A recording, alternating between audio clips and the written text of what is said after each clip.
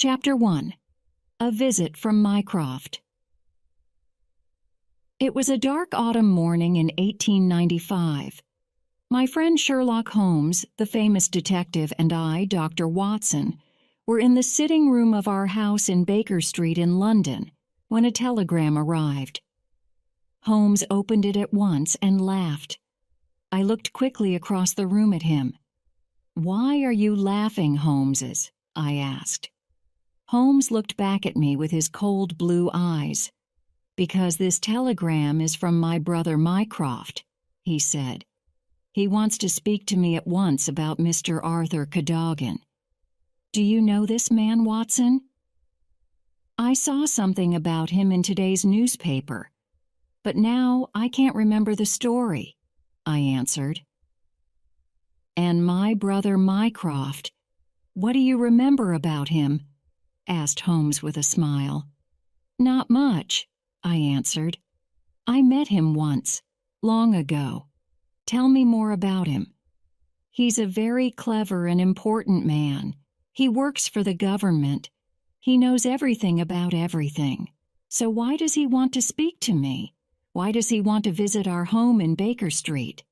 And who is Mr. Cadogan?" I opened the Times and looked for the story. "Here it is," I cried suddenly. "A worker found Cadogan's dead body near Aldgate Station on the London Underground on Tuesday morning." "Tell me more, Watson," said Holmes. I began to read the story in the Times to him. The dead man was Mr. Arthur Cadogan. He was 27 years old. He lived with his wife, Violet, in Woolwich, and he worked at Woolwich Arsenal. "Now I understand," cried Holmes. "Mycroft is interested because Cadogan worked for the government. On Monday night," I said, "Cadogan was in Woolwich with his wife. They had tickets for the theater. Suddenly, he left her in the street. But why? She doesn't know. At 6 o'clock the next morning, a worker found his dead body." "Near Aldgate Station," said Holmes. "I see. And was Cadogan badly injured?" "Yes, he was. Then he fell from the train, or somebody pushed him. Perhaps he was dead before they pushed him out. Tell me more, Watson." "Cadogan's train came from West London, but where did he get on?" "The police don't know," I said. "There was no train ticket in his pockets, only some money, 2 theater tickets, and some papers." "Very interesting," said Holmes. "How did he get on the train without a ticket? Perhaps somebody took it. But why?" Holmes stopped and thought. Cadogan worked for the government at Woolwich Arsenal. He had some important papers, and my brother Mycroft is interested in this. And so, Watson, I am interested too. Now where is Mycroft?" Minutes later, Mycroft Holmes arrived at our door. He was a tall, fat man with a very clever face. With him was our old friend Lestrade, the Scotland Yard detective. Mycroft took off his coat and sat down. "This is very bad, Sherlock," he said. "The government isn't happy. Do you know the story?" "Watson read it to me from the Times," answered Sherlock. "What were the papers in Cadogan's pocket?" "They were plans for a new British submarine, the Bruce Partington submarine. They're top secret and must always stay in a safe at Woolwich Arsenal." "Then why were they in the pocket of a dead man near Aldgate Station?" asked Sherlock. "We can't understand it, Mr. Holmes," said Lestrade. "And it's worse than that," said Mycroft. "There were 10 papers in the safe at Woolwich, but we only found 7 papers in Cadogan's pocket. The 3 most important papers weren't there. Where are they? We don't know." Said Sherlock. "Why did Cadogan have those papers on him? Where are the missing papers? How did Cadogan die? And why was his dead body near Aldgate Station? Lots of questions, but no answers." "And so we need you, Sherlock," said Mycroft. Sherlock looked at his brother, and at the police detective. "Tell me more," he said. Mycroft smiled and answered, "Sir James Walter is responsible for all the papers at Woolwich Arsenal. He's a good man. Most importantly, he has one of the 2 keys to the safe. The plans were there when he left Woolwich at 3 o'clock on Monday afternoon for London. He took his key with him." "Why did he go to London?" asked Sherlock. "He needed to meet someone from the government. He left the man's London home late that night." "Right. So Sir James didn't help Cadogan take the plans," said Sherlock. "Who has the second key to the safe?" "Mr. Sidney Johnson," answered Mycroft. "He's 40 years old. He lives near Woolwich Arsenal with his wife and 5 children. He first worked for the government when he was a very young man. He doesn't talk much, and people don't like him, but he's a good worker." "And where was Sidney Johnson on Monday evening?" asked Sherlock. "At home with his wife all evening, he says, and he had his key with him," Lestrade answered. "Tell me about Cadogan," Sherlock said. "He began working at Woolwich Arsenal 10 years ago," said Mycroft. "He worked with the plans. Johnson didn't." "So Cadogan took the plans from the safe," said Sherlock. "Perhaps he wanted to sell them to someone. But how did he get the key to the safe? And the key to the room, and the key to Woolwich Arsenal, too," said Mycroft. "We don't know." "So what do we know?" asked Sherlock. "First, Cadogan left his wife in the street in Woolwich. Second, he didn't go to the theatre that night. Third, he went to London with the plans. And fourth, he died, perhaps near Aldgate Station. Did he sell the plans in London? Then why did he finish in Aldgate and not back in Woolwich?" "He wanted to sell the plans, but he wanted lots of money for them, we think," said Lestrade. "There was a fight over the money, and Cadogan died. Then his killer took the 3 most important papers from his pocket. But then why did Cadogan have tickets for the theatre that night and no underground train ticket?" cried Mycroft. "Sherlock, can you help us?" Sherlock looked at his brother for some time. "Yes, I can," he said in the end, and stood up. "This is all most interesting, and now I must find some answers to all those questions. Come, Watson." Chapter 2. The Body on the Railway Line. An hour later, I stood by a railway line near Aldgate Station with Sherlock Holmes and Lestrade. Underground trains came out of their tunnels near Aldgate, and the railway lines there were open to the sky. An old station worker with a red face spoke to us. "My name's Mason," he said slowly and carefully, "and I found the young man's body here. He fell out of a train at about midnight on Monday, we think." "Was there a fight on a train on Monday?" asked Holmes. "No," answered Mason. "We don't know of any fights, and we never found the young man's train ticket. There were only theater tickets in his pocket." "Did you find any of the trains with an open door?" Holmes asked. "No," said Mason. "We learned something interesting this morning," said Lestrade. "Someone in a train from West London heard a noise just before the train came into Aldgate Station. Perhaps it was the noise of Cadogan's dead body when it fell." "Perhaps," said Holmes. "But what are those things over there, Mr. Mason?" "Those are points, Mr. Holmes," answered Mason. "Many different railway lines meet here, you see." Suddenly, Holmes was very excited. "Ah, and when trains go over points, they change direction. Very interesting. Now, was there any blood on the railway line under the body when you found it?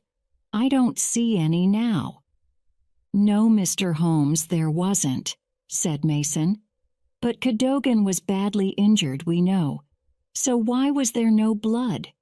What do you think, Watson?" I am a doctor, but I had no answer for my friend. "Now I'm very interested, Watson. Come, we must go to Woolwich.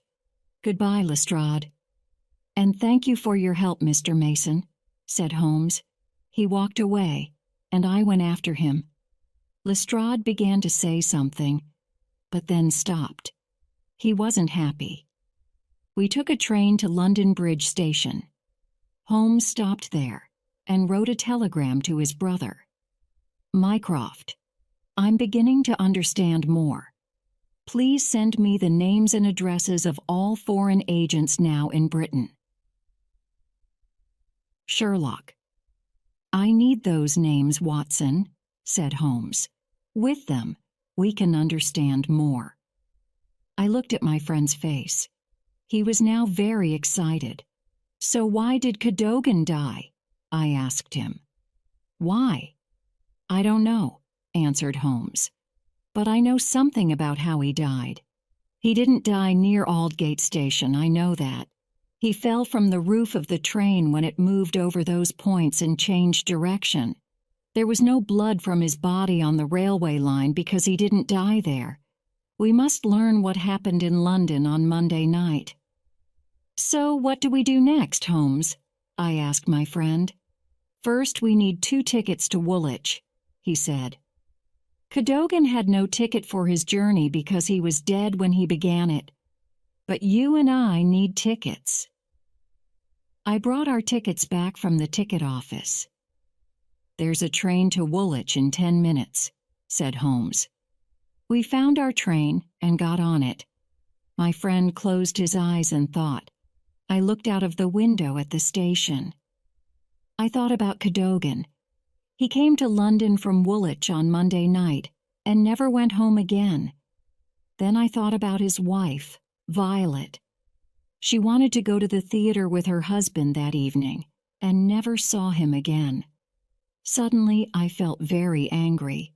"We must find Cadogan's killer, Holmes," I cried. "We must do it for his wife." Holmes looked at me with his cold blue eyes, but said nothing. Then he closed his eyes again. After some minutes, our train left London Bridge Station. How much did my friend truly understand about Cadogan's death? At Woolwich Station, we got off and waited for a cab. "Where are we going now, Holmeses?" I asked. "We need to visit many people," he answered. "But first we must go to the house of Sir James Walter. He's responsible for the submarine plans, or was responsible for them before all this happened. He's a good and important man, my brother tells us, so we must begin with him." Holmes looked at his watch. "We can't wait any longer," he said. "I need to talk to Sir James now. Come, Watson." We walked from the station to Sir James's house. Chapter 3. A Second Death. We soon arrived at Sir James Walter's house by the river. The weather was better now, and the sun came out. A butler opened the door to us. "Can I help you?" he asked. "We'd like to see Sir James Walter," said Holmes. "I'm Sherlock Holmes, and this is Dr. Watson." The butler's face went white. "I'm sorry," he said, "but Sir James is dead. He died this morning." "Dead!"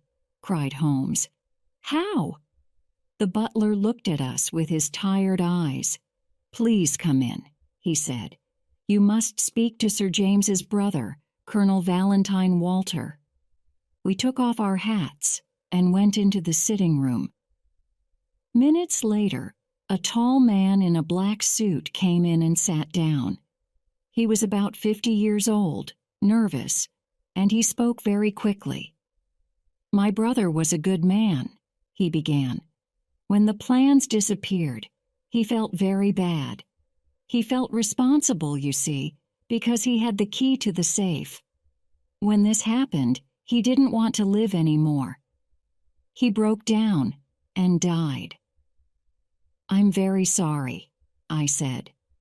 We wanted to speak to your brother, said Holmes, because the most important plans are now missing, and we need to find them. But why did Cadogan do this? Asked Colonel Walter. And how did he take the plans from the safe at Woolwich Arsenal? My brother couldn't understand it. And you know nothing about it? Asked Holmes. Nothing, answered the colonel. Now, excuse me, but I have many things to do. Of course, I said. Holmes gave Colonel Walter a long look before we left. In the street, Holmes said, The colonel is not a happy man, Watson. Of course not, I said. His brother died this morning. That's true, but he didn't tell us everything, I feel. Next, we went to visit Violet Cadogan. We found her at home in a little house with a nice front garden. I can't understand it, she told us in her sitting room. Arthur loved his country. Did he need money? Asked Holmes. No, answered Violet. The government paid him well. Then was he worried about something? Asked Holmes. Violet said nothing for some minutes, but when she spoke, Holmes listened very carefully. Yes, he was worried about something in the last week of his life, she said. I asked him about it, and he told me. He was worried about something at work. Did he say any more? Holmes asked. He talked about foreign agents. They were interested in some plans, he said, but I didn't listen very carefully. So he was worried in the last week of his life, but not before, said Holmes. That's right, answered Violet. And what happened on Monday evening? Well, we had tickets for the theater. We left the house at about 7 o'clock in the fog. We were in a street near Woolwich Arsenal when Arthur suddenly ran away. Why? Asked Holmes. I don't know, she answered. He didn't say a thing. He disappeared into the fog, and I never saw him again. I walked home. On Tuesday morning, someone from Woolwich Arsenal came and asked about Arthur because he wasn't at work. Then, at 12 o'clock, I heard the news. Arthur was dead. Holmes looked at me worriedly. Arthur wasn't a thief, Violet told us. He was a good man. Yes, well, thank you for your help, Mrs. Cadogan, said Holmes. And now we must go. We left the house and took a cab to Woolwich Arsenal. Now let's talk to Mr. Sidney Johnson, said Holmes. Johnson met us at the Woolwich Arsenal office. He was a tall man with glasses, and he was about 40 years old. Did you hear about Sir James's? He asked nervously. Yes, we spoke to his brother this morning, I answered. First Cadogan dies, and now Sir James. What is happening? And why did Cadogan take those plans? So he took them, you think, said Holmes. Why? Well, I never thought badly of him before, answered Johnson, but I didn't take those papers, and Sir James didn't take them, so that leaves Cadogan. Right. And what time did you close the office on Monday? Asked Holmes. At 5 o'clock, said Johnson, and the plans were in the safe when I left. So the thief needed 3 different keys for his work that evening, am I right? Yes, Johnson answered. The key to Woolwich Arsenal, the key to this office, and the key to the safe.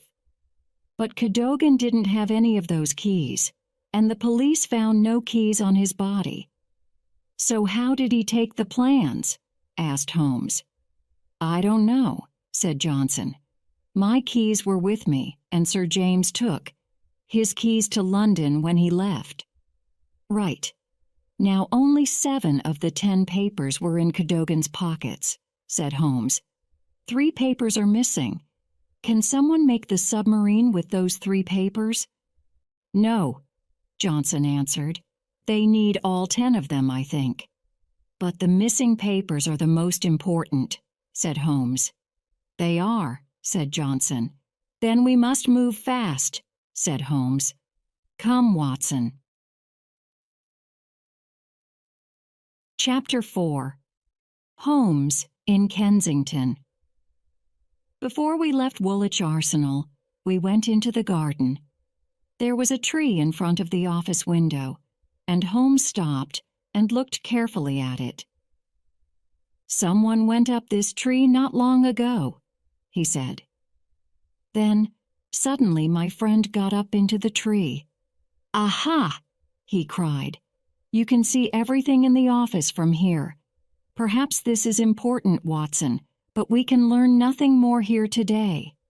He got down from the tree and we walked back to Woolwich Station. At the ticket office, we spoke to a young ticket office worker. I saw Mr. Cadogan on Monday evening, he told us. He came here at about 8 o'clock, and I sold him a ticket to London. He was very nervous when he asked for it. He took the 8:15 train to London Bridge. We thanked the man and took a train back to London. Holmes said nothing on our journey. Back in London, he asked me, "So what did we learn in Woolwich, Watson?" Let's think. Cadogan was worried in the last week of his life and very nervous on Monday evening. Why? Perhaps a foreign agent wanted the Bruce Partington plans, but Cadogan didn't want to help him. He left home with his wife on Monday evening for the theater. He had 2 theater tickets in his pocket, so why did he disappear? Why did he run away and leave Violet in the street? Perhaps he saw the foreign agent again in the fog that night. Cadogan followed the man and saw him take the papers from the safe at Woolwich Arsenal, perhaps from the tree by the window. But he didn't call for help, I said. Why was that? A good question, Watson, answered Holmes. Perhaps the thief wasn't a foreign agent, but someone important from Woolwich Arsenal. Perhaps the important man escaped, and Cadogan took a train to London because he knew his address. What happened next? I don't know. But some hours later, Mason found Cadogan's dead body on the Underground Railway line near Aldgate Station. Back at Baker Street, we found a message from Mycroft. It gave the names and addresses of the important foreign agents in London at the time. Holmes, I have 3 names for you. Wolfgang Meyer, 13 Great George Street, Westminster, Louis La Rothier, Campden Mansions, Notting Hill. Hugo Oberstein, 13 Caulfield Gardens. Kensington Oberstein was in London on Monday, but he left the next day. The government is very worried. Mycroft Holmes looked at his big map of London and found the 3 addresses on it. Good, he said, and smiled. I must go out now, Watson. Please wait here. I waited 3 long hours. At about 9 o'clock, a boy arrived with a message from Holmes. Watson, I'm having dinner at Goldini's Italian restaurant in Kensington. Please come at once, and bring a crowbar, a lamp, and a chisel. S.H. I took a cab to the restaurant and found Holmes at a table by the window. I sat down with him. Do you have everything with you? He asked. Yes, I answered. And nobody in the street saw me with it because it's all under my coat. Very good, Watson. Now listen. Cadogan's body didn't fall out of a train, but from the roof of a train. This happened when it went over the points at Aldgate and changed direction. So someone put his body on that train roof. But how? I couldn't answer. Tell me, Holmes, I said. Very well. In West London, some of the underground railway lines leave their tunnels and are open to the sky. The back windows of different houses overlook these open railway lines. When a train stops under one of these windows, a man, or perhaps two men, can put a body on the roof of it. Trains often stop and wait under the back window of a house here in Kensington. The address is 13 Caulfield Gardens. It's the home of a foreign agent, Mr. Hugo Oberstein, and he left London on Tuesday. Ah, so you left me at Baker Street for this, I cried. Yes, Watson. Earlier this evening, I went and looked at the railway line behind 13 Caulfield Gardens. A train stopped there when I arrived, under Oberstein's back window. Oberstein put Cadogan's body on the roof of a train through that window. But where is Oberstein now? I asked. We need to find him, and the Bruce Partington plans. Oberstein is in Paris, Holmes answered. He wants to sell the plans there, and he's asking a lot of money for them. So what can we do? I asked. We can break into his house, said Holmes. There's nobody there now, but perhaps there's something interesting in the house. Remember, we know Oberstein killed Cadogan and took the plans, but Oberstein doesn't know about us. But do we need to break into his house? I asked. Let's talk to Lestrade about this. There's no time, Watson, said Holmes. You can wait in the street, but I must get into Oberstein's house tonight. We got up, Holmes paid, and then we left the restaurant. Let's walk there, said Holmes. It's not far. This is going to be a very interesting visit, I think. Chapter 5. Messages from Pierrot. We soon arrived at Caulfield Gardens. The houses there were all very big. Holmes brought me to number 13, and we looked at the front door. It was big and heavy. We can never break in here, Holmes, I said. You're right, he answered. People in the street can see us very easily here, and any of them can call the police in a minute. Let's go down to the basement. We soon stood by the basement door. I don't like this, Holmes, I said. We always work with the police. Look, we're doing this for our country, answered Holmes coldly. Now give me the crowbar. Holmes was right, I knew. We had important work that night. I took the crowbar from under my coat and gave it to him. I didn't watch him open the door. I looked up at the street, but saw no police.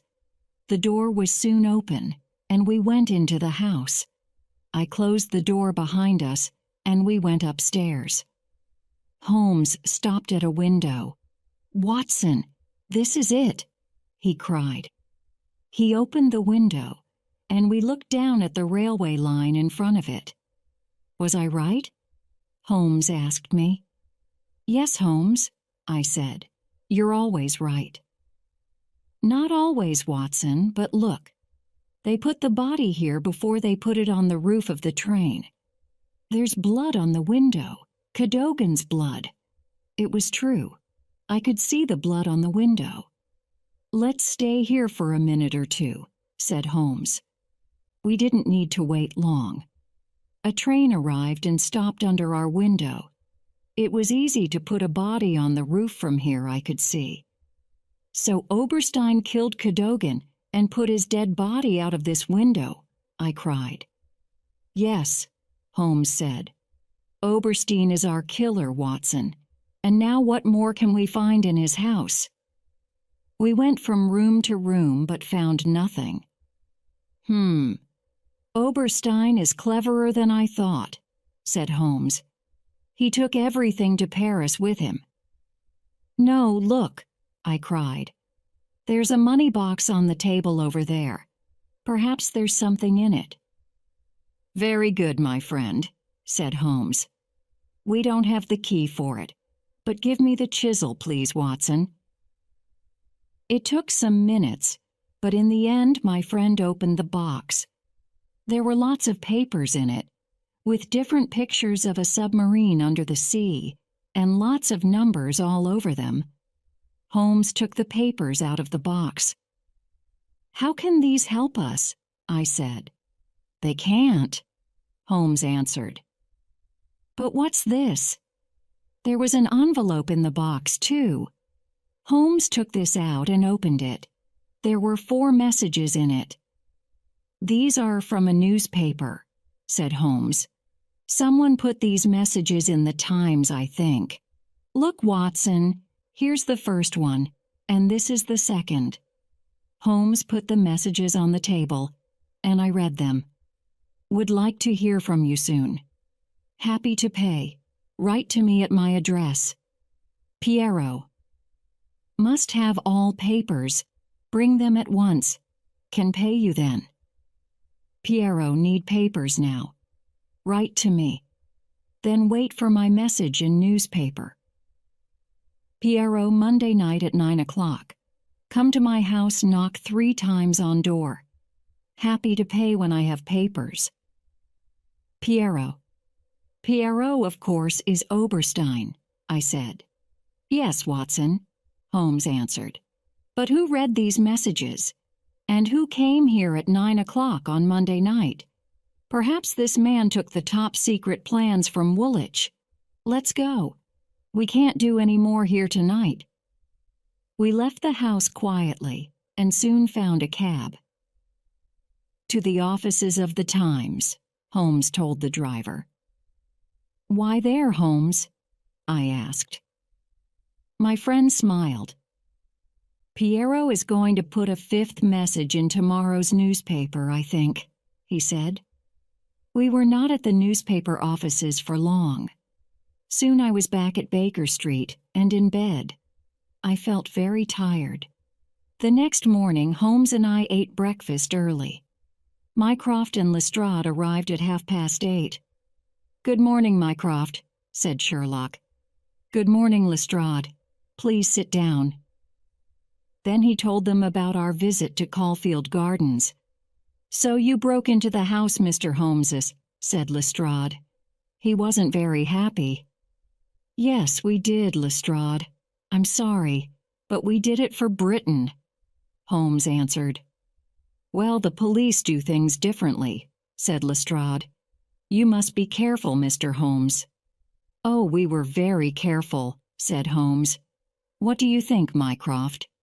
Very good, Sherlock, Mycroft answered with a big smile. But what now? Holmes gave the Times to his brother. Today's newspaper has a new message from Piero, or Sherlock Holmes, in it, he said. Mycroft read it to us. Tonight. Same time, same address. Knock 3 times. Very important. Piero. Good. So we're going to Caulfield Gardens tonight. But who's going to visit us there? Asked Lestrade. Let's wait and see, answered Holmes. At 8 o'clock that evening, Holmes and I took a cab to Kensington.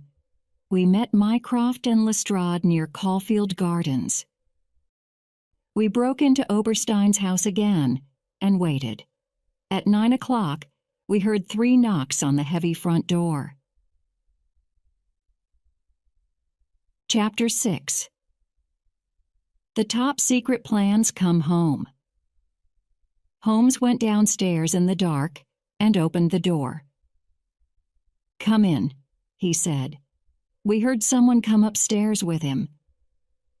When they were in the sitting room, Holmes quietly closed the door behind them. I lit the lamp. The man saw us, pushed past Holmes, and began to run away across the room. Suddenly he fell over something and hit his head on the door. He gave a cry, closed his eyes at once, and fell back at our feet. Sherlock, who is this? Asked Mycroft. Colonel Valentine Walter, Sir James's brother, answered Sherlock. You see, Watson, The colonel didn't tell us everything. I felt it. Do you remember? I do, I answered. And you were right. I helped Lestrade to put Colonel Walter on a chair. After some minutes, he opened his eyes. He looked nervously at us all. What's happening? He asked worriedly. I wanted to see Mr. Oberstein. Or Piero, perhaps, said Holmes. Colonel Walter, we know everything. You took the Bruce Partington plans. You wanted to sell them, and Arthur Cadogan died here. The colonel said nothing. Tell us your story, said Holmes. Perhaps it can help. The colonel put his head in his hands but didn't speak. Then I'm going to tell the story, said Holmes. You needed money quickly because you had money troubles, so you made copies of your brother's keys, to Woolwich Arsenal, to the office, and to the safe. You wrote to Oberstein, and he put messages in the Times for you. On Monday night, you went to Woolwich Arsenal in the fog. You wanted to take the plans from the safe, but Cadogan saw you in the street and came after you. Perhaps he knew something of your money troubles. At Woolwich Arsenal, he watched you open the safe from a tree in front of the office. You took the papers, left Woolwich, and took a train to London. Cadogan went after you and took the same train. In London, you walked to Kensington, or perhaps you took a cab, and you came to this address, 13 Caulfield Gardens. When Cadogan arrived some minutes later, you killed him. No, cried Walter. I'm not a killer. I took the papers from the safe, it's true, and I came here with them on Monday night, but I didn't kill Cadogan. Then what happened? Asked Holmes. How did he die before you put his dead body on the roof of a train? Colonel Walter was now happy to tell us everything. Yes, I had money troubles, and Cadogan knew about them. You were right there, Mr. Holmes. I came here to Caulfield Gardens, and I knocked 3 times on the front door. When Oberstein opened the door, Cadogan arrived. He was very angry. He understood everything. He came into the house after me, and Oberstein suddenly hit him over the head with a big, heavy stick. Cadogan fell at our feet, dead. But what could we do with the body? We didn't know. Then Oberstein remembered something. Trains often stop on the railway line under my back window, so let's put the body on the roof of a train, he said. But first I want to see those top-secret plans from Woolwich Arsenal. Give them to me. I gave him the papers. He looked through them and said, I need to take these 3 papers from you. You can't, I answered. You must copy them. Then I can take all 10 papers back to Woolwich and put them in the safe again. Nobody must know of this. Oberstein said, Look, I can't copy these 3 papers because they're very detailed. Then I must take them with me tonight, I told him. Oberstein thought for a minute and said, No, I'm going to keep these 3 papers, and we're going to put those 7 papers in this young man's pocket. When the police find the plans on his body, he's going to be the thief in their eyes. I wasn't happy about this, but I said yes to it. What could I do? We waited for half an hour at the window before a train stopped. We quickly put Cadogan on the roof of it. There was a lot of fog, so nobody saw us. Then I left this house and went home to Woolwich. I never saw Oberstein again. Holmes looked at Colonel Walter coldly. And what about your brother, Sir James Walter? He asked. The colonel's eyes were suddenly old and tired. He saw me with his keys once, some weeks ago, and he knew about my money troubles. With my copies of his keys, I went and took those plans for Oberstein. Did my brother know about that too? Perhaps, but he never spoke to me about it. James was a very good man, Mr. Holmes, and this broke him. He died soon after. Nobody spoke for some minutes. Then Mycroft said, "Colonel Walter, you must help us. We need to find Oberstein. Where is he? Do you know?" "In France," answered the colonel. "I have the address of a hotel in Paris. Oberstein gave it to me before he left. I could write to him there when I needed," he said. "Then you must write to him now," said Holmes. "And he must come back to London. Are you going to help us?" "I am," answered Colonel Walter. "I didn't plan Cadogan's death. You know I needed money badly. That was all." "Then take this pen and write," said Holmes. He gave a pen and paper to the colonel and began to speak. "Oberstein, my friend, you need a fourth paper, you know. I now have a copy of it, and I want more money from you for this. I cannot come to France because people are watching me, so please bring the money to the Charing Cross Hotel in London at 11 o'clock on Saturday morning. I can give you the fourth paper then." "Very clever, Mr. Holmes," said Lestrade. "On Saturday morning we're going to get our man." For once, Lestrade was right. Oberstein came back to London after he read Colonel Walter's letter. He arrived at the Charing Cross Hotel on Saturday morning. The colonel wasn't there, but Lestrade and 3 big young men from the London police were. Oberstein couldn't escape. Lestrade arrested him, and he found all 3 of the missing papers in his bag. Soon after that, Oberstein went to prison. He stayed there for 15 years, and when he came out of prison, he left Britain and never came back. Colonel Walter went to prison too, and he died there 6 months later. He felt responsible for Cadogan's death, and for his brother's death too, and he couldn't live with that. Mycroft thanked Sherlock and me for our work. Then he disappeared from our lives again for a very long time. The next year, on a beautiful spring morning, Sherlock Holmes went to Buckingham Palace and met the Queen there. She thanked him for his clever detective work, and they spoke for some time. Before Holmes left the palace, the Queen gave him a beautiful tie pin. So when he wears that tie pin now, perhaps he thinks back to the dark autumn of 1895 and our work for Mycroft and the British government. How could he forget the top-secret Bruce Partington submarine plans and their journey out of Britain for a time before they came back home again?